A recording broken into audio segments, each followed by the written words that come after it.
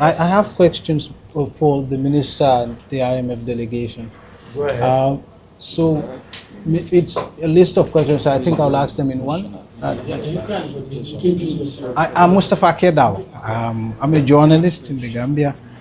I have a platform called The Republic. Thank you. The Republic. The Republic, yes. So does the central bank Afri-Exim swap agreement of 75 million have any impact on the debt portfolio of the Gambia? And if yes, does the IMF have any concern over this? And also, I mean, how does the IMF see the level of the depreciation of the dalasi and the claim inflation at single digit? Recently also, I mean, this is also a subject of stories we have done. The central bank has issued a number of guarantees, some parastatals and private businesses. Shouldn't this have impact on our national reserve? If it does, what do you think is the status of these guarantees on the IMF computation of our national reserve? And you also have talked about the issue of targets. All targets are met but one. If you would be kindly specific, what's that target that was met? And also the... Mustafa, can you give other stands also? Yes, he's taking notes. So I just want, no, just one more. Okay. Just one more. Okay. And also the issue of tough steps that you've talked about, that in respect of fiscal reforms, and governance issues and also accountability issues that you've talked about. It would be nice if you are a bit specific as to what commitments government has made in respect of those. I think that's for IMF. If I could ask the minister, but I can wait until the IMF. Please give chance for others. All right, okay. Okay, others who want to ask, please. Yes. It's not. Just answer the question. Otherwise, Yes. Yes. Okay. your answer might even help answer answers. Exactly. Yes. Yes. Thank you so much. Let me maybe start from the back. So you asked about the tough steps that the government is taking and also what progress has been made on the governance agenda. So I can assure you, including in the tough steps, the strict expenditure control that the government committed to, apart from stepped up efforts to mobilize resources. As we mentioned, I think the effort has been substantial. We've seen a lot of results already this year, but the government also committed to persist with these reforms and build on the strong results that we've already seen and extend the mobilization even next year and reach even higher levels. In terms of the governance, what we included so far in the program was a commitment to submit the shortlist of anti-corruption commissioners to the National Assembly. This step has been taken. And in terms of next steps, we also agreed with the government that subject to the National Assembly approval of the shortlist, the Anti-Corruption Commission would become fully operational next year. In terms of the depreciation of the dalasi, what we've been discussing is the foreign exchange regime. This is also an area where the CBG has been taking important steps to ensure that the exchange rate is freely floating to enable the exchange rate to function as a shock absorber. Foreign exchange intervention is mainly aimed at building reserves and ensuring that the float is realized. In terms of the inflation, we've also seen important progress. The CBG has been taking a tight monetary stance. We support them in taking this decision. And I think we've seen results in terms of inflation coming down, reaching 7.6% in August. Of course, this remains above the medium-term target of the CBG, but we see them well progressing and reaching this target in our estimation by next year. In terms of financial stability and the swap agreement, this is also something we look at. I mean, I've emphasized fiscal sustainability first because, of course, the minister's presence. But yes, financial stability is also important to us, and safeguards also to ensure the financial strength of the CBG. So we have discussed this agreement also in that context, and we are reassured by the CBG that they would take steps that this agreement would not endanger the financial stability. So that is something that will be in continuous conversation with us, but it is something that we were reassured would be addressed. Thank you. I just want to I just want to ask the minister for instance. So because the IMF lady was talking about the Anti-Corruption Commission. Yeah, I'm a mission chief. Mission chief, yes. I'm sorry about that. Thank you. Sorry about that. So she was talking about an anti-corruption commission.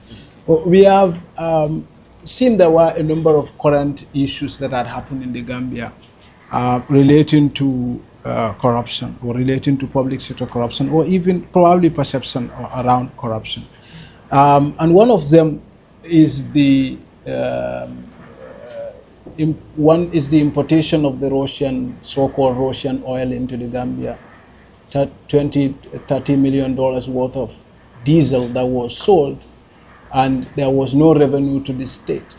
And to show, before you wait for an anti-corruption commission, should you not have done something about this? Because, of course, it was clear there were people who failed to do their job. That is why tax was not collected on this. That is why PURA failed to find them, because they operated illegally in the Gambia. This is confirmed by almost every state institution that looked into it. An investigation started. Somebody asked the investigators to stop, and we don't even know who that individual is. Should accountability not start with matters of this nature before you wait for an anti-corruption commission that's going to come probably next year or 2 years after?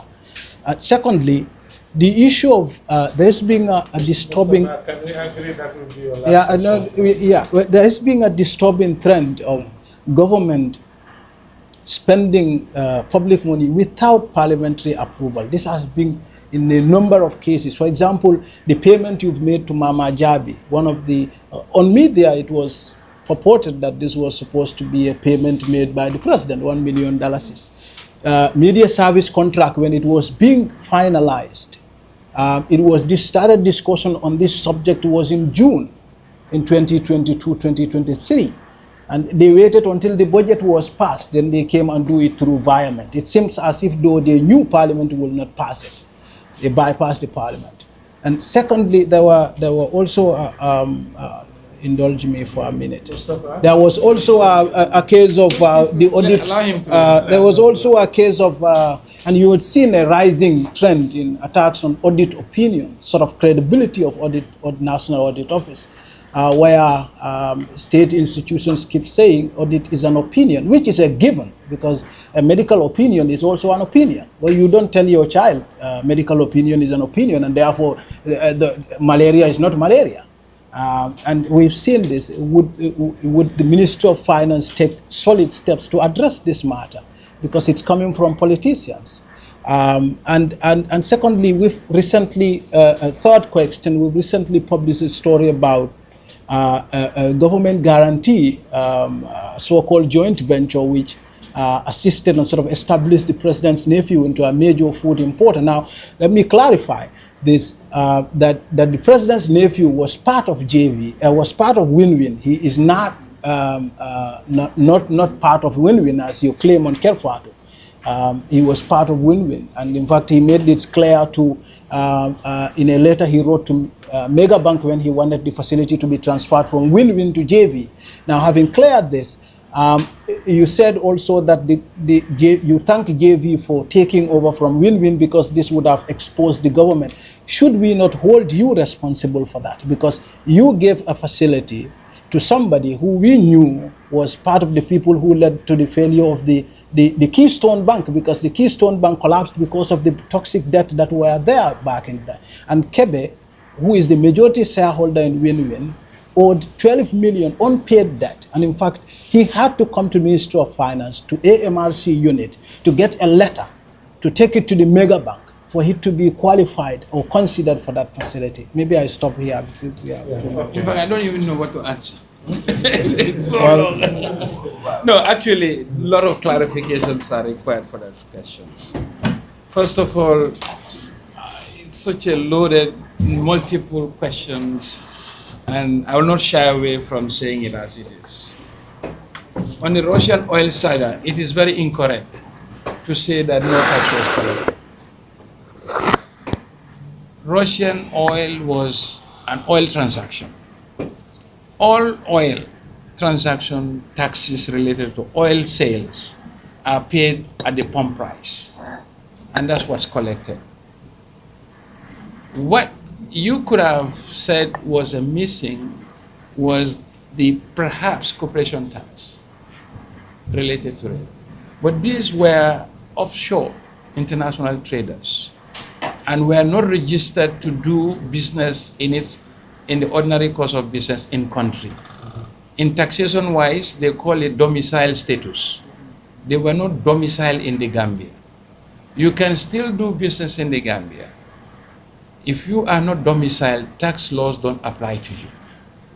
That's what you determine tax residency status. I hope I'll go back to my tax lectures just to let you know. When you say the fact that a stranger come to country and do business does not make him tax liable. He is only liable to tax if he fulfill the residency and domicile status. And for your information, international traders were not registered in the Gambia and as such are not resident nor domicile in the Gambia. The difference on that transaction was that they took the proceeds of the sale of oil in dollars and they choose to bank that in the local currency, in the local banks here, which is normal. If you do business, as far as you render the service or you provide the goods, it's you, the provider of the good or service, to choose where your payment will be directed to. You can be here if you are a staff, and I can tell you this, is staff of international organizations. They are based in their headquarters, but they opt to receive a portion of their salary in the headquarters and a portion paid in any country of their choice. So where you receive your proceeds of a transaction doesn't determine your tax situation. So that is just the clarification. It's very easy to say, okay, oil transaction of 30 million was consummated as such. It's an economic activity that happened here, but there are laws guiding taxation. It's not the layman interpretation of who is liable to what tax. I hope you should do some tax lecture as a journalist before you ask questions on the subject matter. Make yourself au fait with that topic. Just because an economic activity has happened does not give rise to taxation. That's the question on that. I hope I'm clear. And the CGs here, you can consult your tax experts for further briefing on this. So when the government sat and the parliamentary committee the response was government, and the parliamentary inquiry itself says the allegations alleged were not established. We were reading from the report of the parliamentary inquiry. So what the report and the findings of the committee was, in the process, certain regulatory steps were missed. And these were mainly principally related to transaction relating to the Dalasi receipt of the cash. What happened was, this trader happened to choose to receive the proceeds in dollars, unlike all other traders who would have insisted on being paid in dollars. And at the material time, the challenge was accessibility to dollars. So this is in a nutshell what I can say about the Russian oil. And you can check the tax laws of the Gambia, offer yourself with the tax situation. And I think the CG was also asked by the parliamentary question, and this was the same response. Unless you want to have your perception imposed on a discipline which has its own guiding laws. That is the answer on that. Coming to the, what is it called, Quebec, what win-win transaction. Let me make another point of clarification. I went to debunk what you said on Kerfatu. because you wrote the story without even having access to the very MOU which formed the basis of the transaction. And in that story, you allege government gave a guarantee without a compensation. The MOU, for your information, has a profit sharing scheme. The partner was supposed to get 70% of the net profit, and 30% of the net profit would have accrued to government as a compensation. So your story was not true, that government Ministry of Finance issued a guarantee without a compensation. Just point of clarification. I didn't say you issue a guarantee without a compensation. That was what I read the story. Yeah, but that's Go, not anywhere in you can my read your story. I'm just saying as it is. Yeah, but it's incorrect. It's Well, not anywhere in my story that I said you issue a guarantee without a compensation. That's not in my story. Go back to your story. I read it, and I'm just coming. Okay, then I don't want to sound a criminal. I'm fine. I'm cool with it, because there is no smoking gun here. We are saying it as it is. We are very happy as a government, and even a point of clarification. You allege you contacted me, and I spoke to you on the phone. I said, how did you contact me? You said through WhatsApp and email. I said, no, I don't receive calls from you, particularly from my phone, but this particular time it came in because my phone was with me when I was on travels, and the email I am using was a Yahoo, which is personal. I did ask you, as a journalist, did you write an inquiry to the ministry, which was received by my registry, and log in your question, which you said no? You don't expect a state minister to conduct an interaction with the press on email, which is personal email or WhatsApp. If you have any question, write to our ministry. It will be logged in the registry. Our response will equally be logged in for posterity, and our doors are open. Coming to the issue of how Win-Win was selected. We as a Ministry of Trade, and for clarity purpose, at the material time, I was the trade minister. We went into this transaction simply to do two things. Principally, empower Gambians in the importation of commodity business. We all know from 1965 to date, in the commodity business, we have not got stable Gambian businesses in this sector. That was part of our review as a trade minister. We said, let's look around. And Rahma came up to say, look, I can partner with you and do this. We said, but look, the trade directorate said, we cannot just deal with one farm. Then Win-Win came forward equally. And why we went for two companies, it was a pilot. When you are doing a pilot, you don't advertise. You test it like a sandbox, you analyze it, lessons learned, then you float it out in general, at which time it should be an equal opportunity. Because when you are going into something for the first time, you don't know whether it will succeed or not, you don't go en masse. You go pilot, learn lessons, structure it properly, and open it up. So when those two firms came up, they were referred to the bank. It was a three-step: Ministry of Finance, Mega Bank, and the Ministry of Trade. It was the bank, not the Ministry of Trade, neither the Ministry of Finance, that selected and did a due diligence on the two companies. And they came out to say that Win-Win was the preferred and the most qualified company to conduct this transaction. And for the information of the general public, not a single dollar of government was used. We structured it in a way it will be LC based, that's letter of credit. No single dollar of the government was used.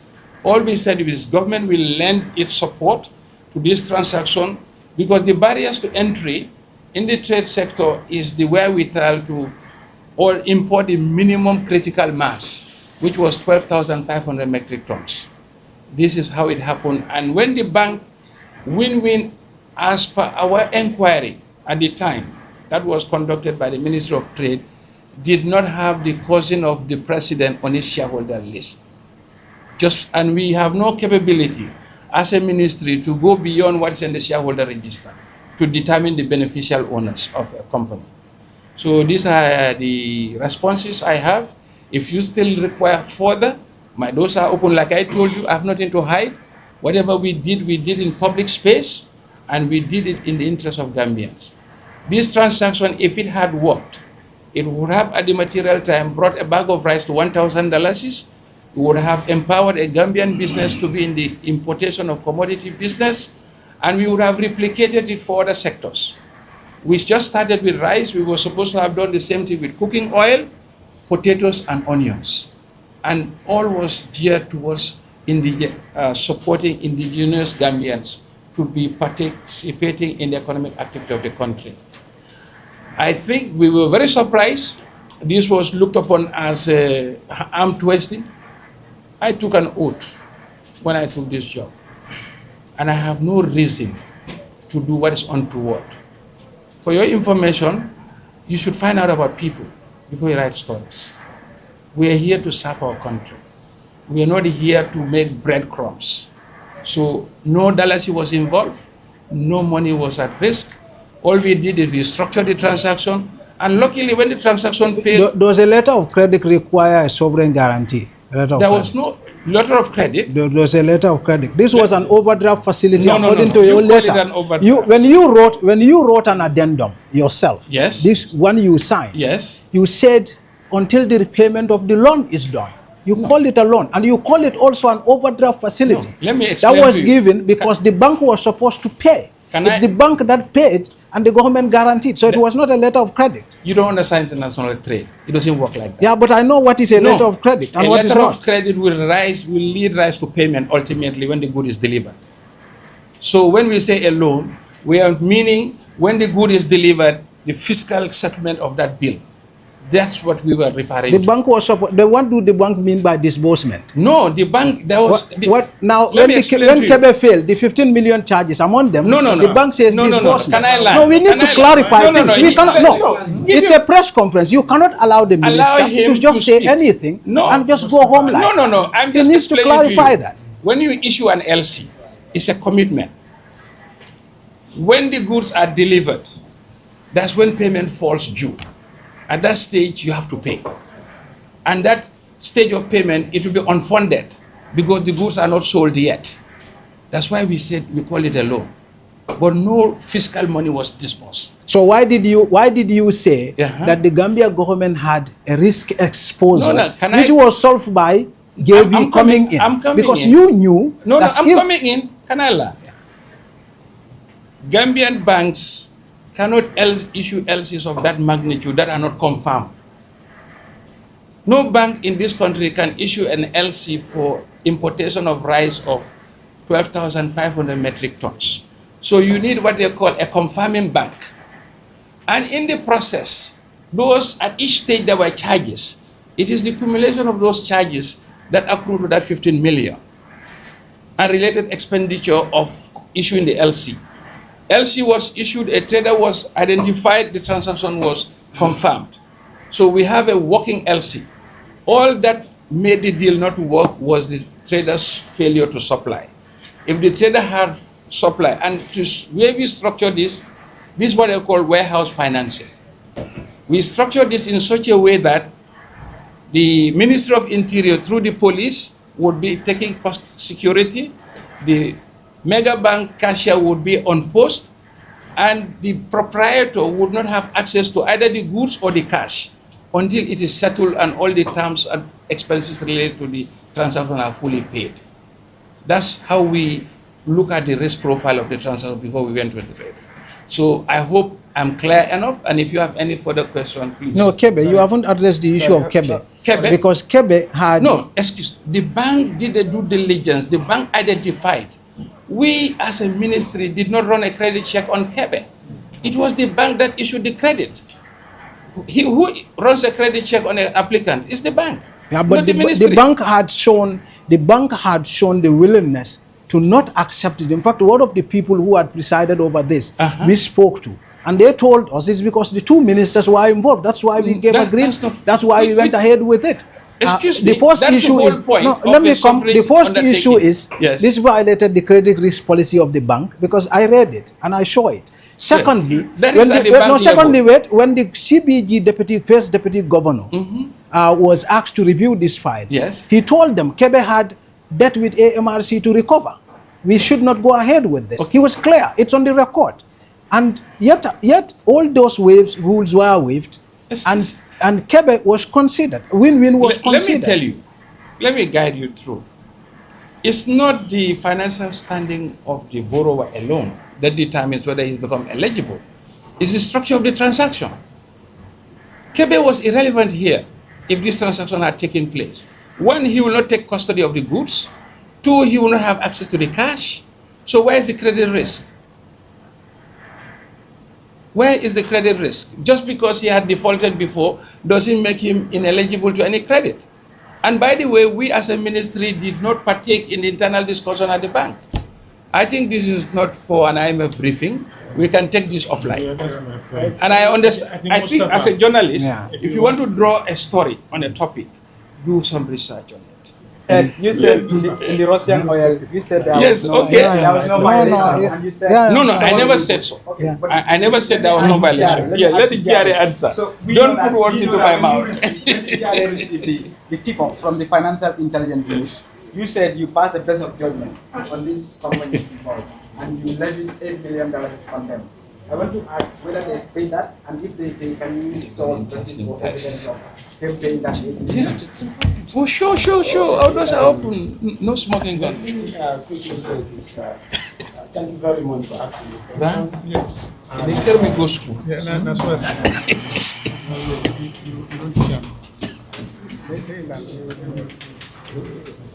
Okay, so just briefly, and then about these things.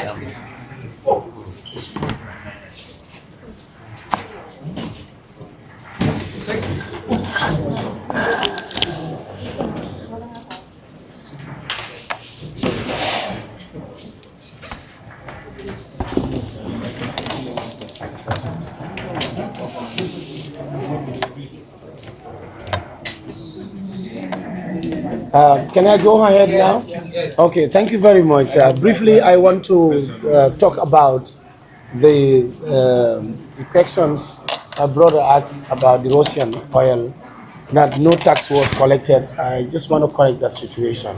One, that Russian oil, when it came to a bonded warehouse.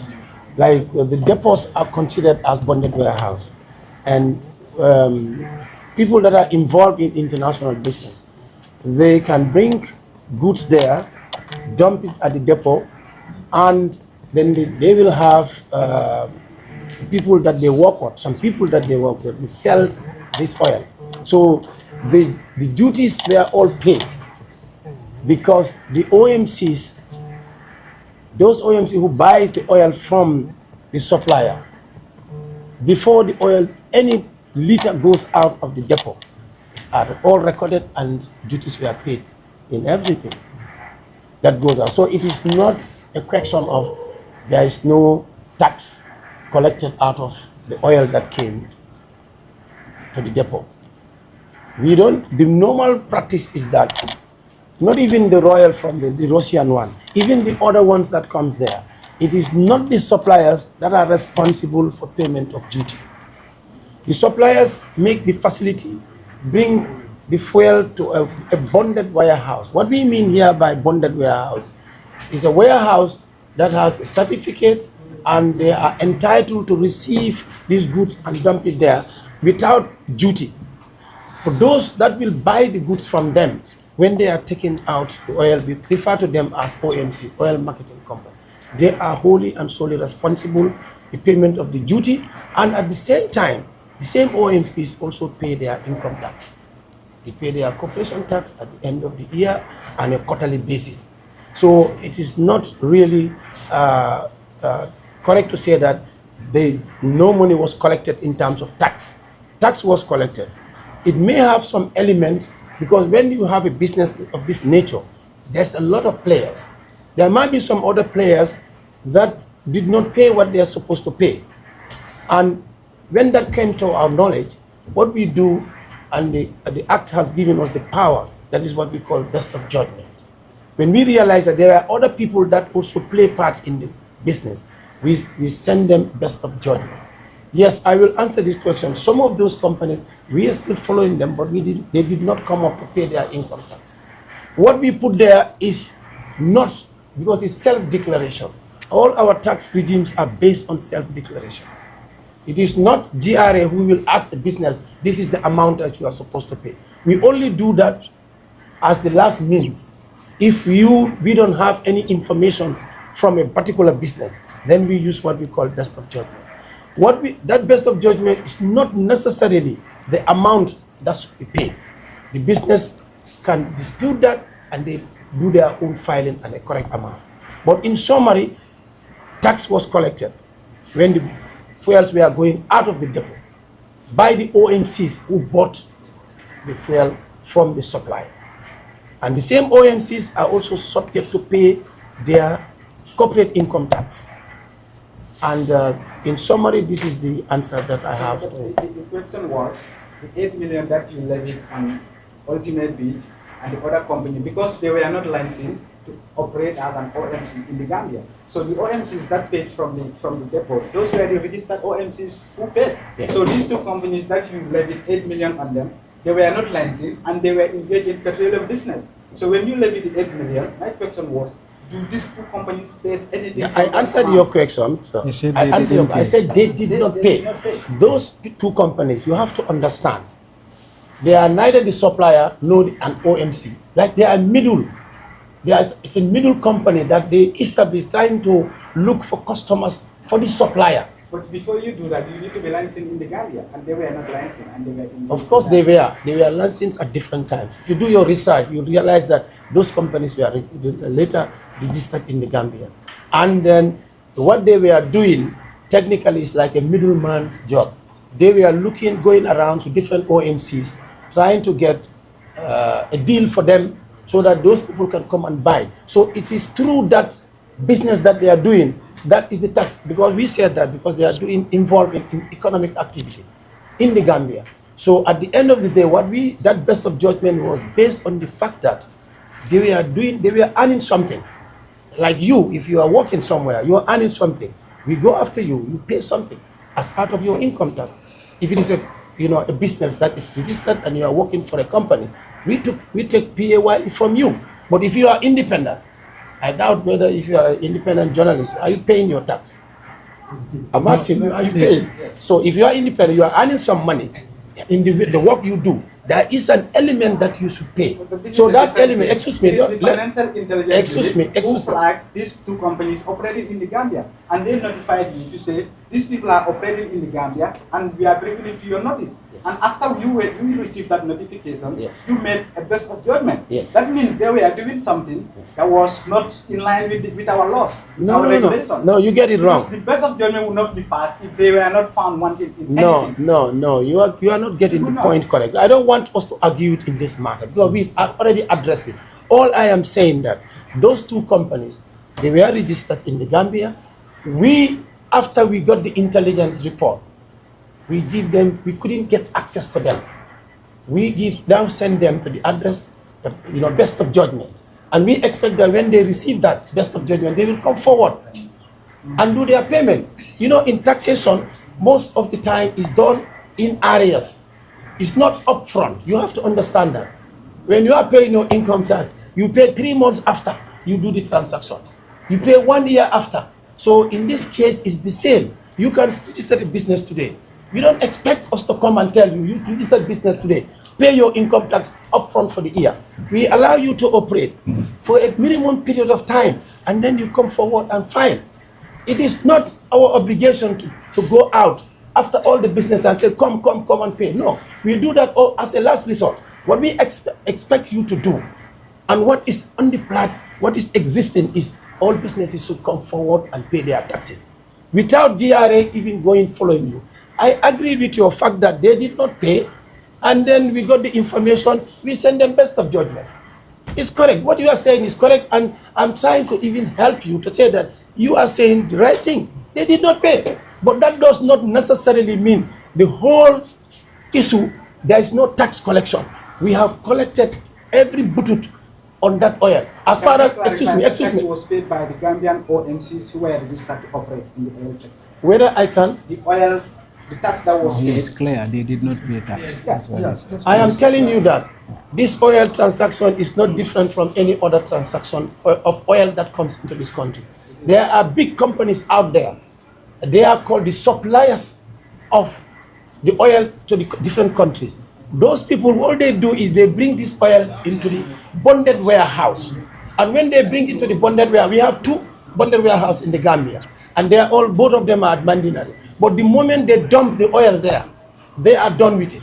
What happens now, it is the OMCs that buys the oil from them. Those OMCs now are now responsible of paying their customs duty as well as their income tax. It's as simple as that.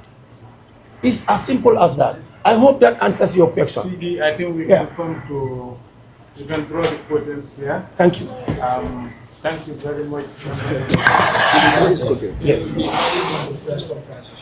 Yes. And they can ask any question. Yes. Thank you. So, do you Just tell them. you will be invited to a press conference at a later date, so you can ask whatever question you want to ask. Thank you.